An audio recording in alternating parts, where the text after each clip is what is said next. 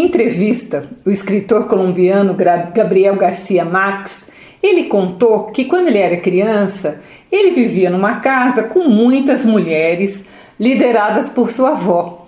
E os únicos homens eram ele e o seu avô. As mulheres, elas viviam em um mundo meio fantástico, sobrenatural, no qual tudo era possível. E que, se a gente for pensar, é uma coisa comum na América Latina, né? Onde as pessoas acreditam em presságios, em superstições, né? É muito comum para nós esse tipo de coisa. Já o seu avô, o Gabriel Garcia, dizia que era o ser mais concreto que ele já havia conhecido e que falava com o neto dos problemas da política, da guerra civil, como se o Gabriel fosse um adulto.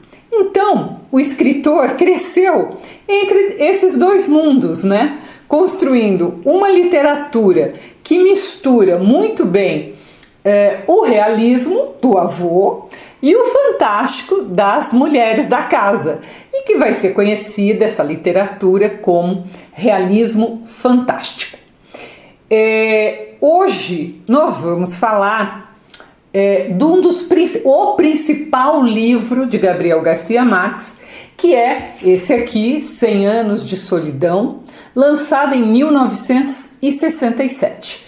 Então, ele não é apenas um clássico da literatura sul-americana, mas ele é um clássico mundial. Eu precisaria de meses para poder falar de toda a riqueza da história, da escrita, da complexidade dos personagens. Eu sempre penso que um dia eu ainda vou dar um curso apenas sobre 100 Anos de Solidão, porque realmente não é um livro qualquer, é um livro com muita coisa para a gente explorar.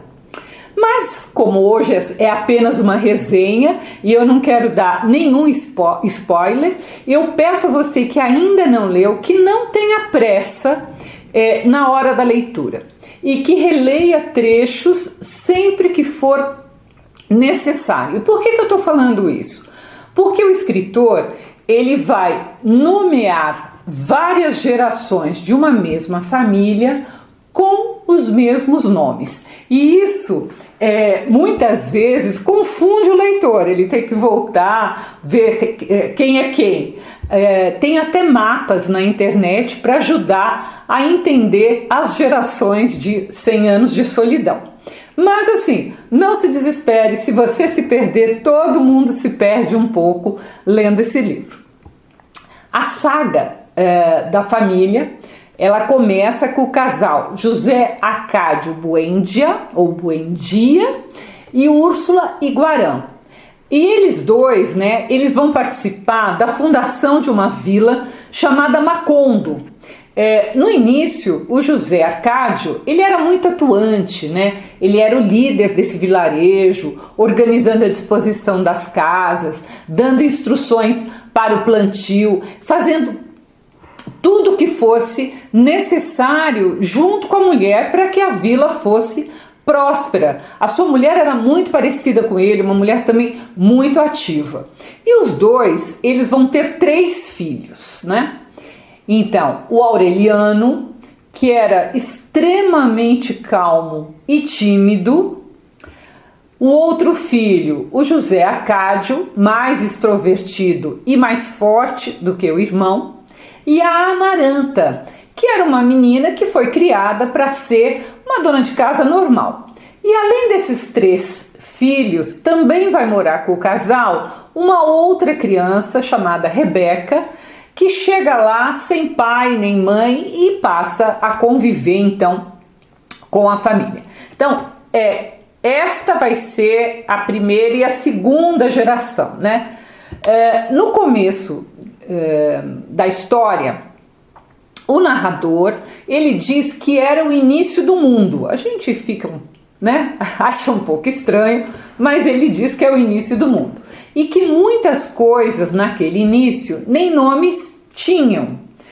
Mas depois da criação ali de Macondo, todos os anos um grupo de ciganos ia para lá montava sua tenda ali perto do vilarejo, e esses ciganos, eles levavam coisas maravilhosas para vender aos habitantes do vilarejo, coisas que esses habitantes não conheciam. Que coisas eram essas? Ímãs, gelo, dentadura, ou então coisas realmente mágicas, como tapetes voadores, e tem uma parte que diz que essas coisas depois desaparecem. Agora, um desses ciganos que ficou mais próximo da família era o Melquíades, e ele vai ficar assim muito amigo do chefe da família, do pai, que é o José Arcádio. E o cigano Melquíades, ele deixa vários pergaminhos que falam justamente sobre o destino da família Buendia.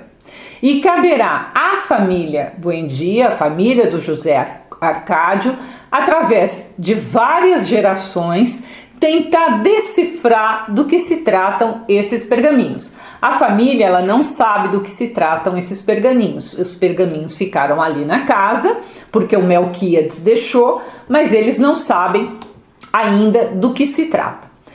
Agora, uma coisa para você ficar atento: da mesma maneira que os nomes se repetem, também as características, ou melhor dizendo, a sina dos personagens, elas também se repetem. E isso é proposital. O autor faz isso de propósito.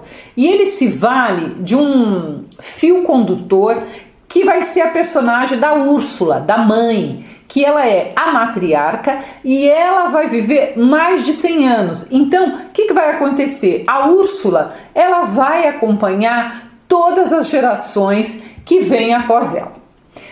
O que me encanta em 100 Anos de Solidão é como Gabriel Garcia Marques faz isso com maestria, sem jamais dizer explicitamente, deixando que o leitor vá percebendo aos poucos que o passado, mas também o futuro, eles seguem um destino, eles meio que se repetem. O que significa? Que significa que ele não pode ser alterado, o futuro tem ali a sua sina, o que vai, já está escrito o que vai acontecer.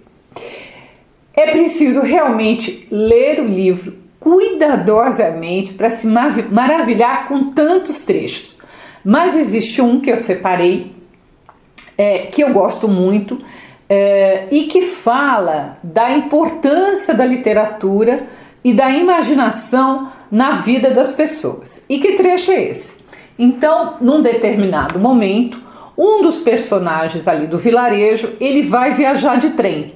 E ele tem livros, muitos livros, ele tem em caixas, E o rapaz do trem explica que os livros vão ter que ir no vagão de carga. Mas esse personagem, ele fica, quando ele ouve isso, completamente indignado, Ele fala, como assim, E aí ele diz uma frase que é a seguinte: o mundo terá acabado de se fuder no dia em que os homens viajarem de primeira classe e a literatura no vagão de carga. Então, primeiro, desculpem o palavrão não é meu, o palavrão é do autor, está no livro, Mas a ideia é que eu gosto muito, Por quê? Porque a literatura, ela é imprescindível.